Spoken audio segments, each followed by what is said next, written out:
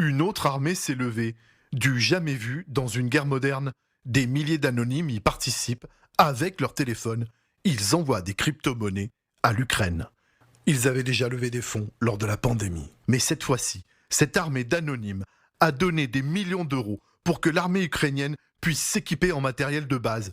Gilets pare-balles, protection, équipement du combattant, des armes et des missiles. 50 millions de dollars récoltés, comme le confirme le vice-premier ministre ukrainien, Fedorov.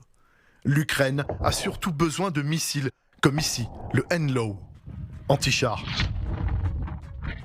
ou le Stinger, la hantise des pilotes russes, comme sur ces images récentes diffusées sur les réseaux.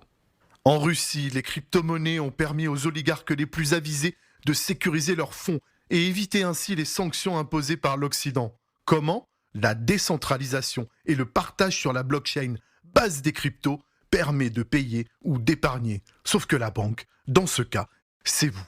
Depuis des années, la Russie investit dans des fermes de minage de crypto, là où se calculent ces monnaies numériques. Les investissements s'accélèrent, notamment avec la Chine.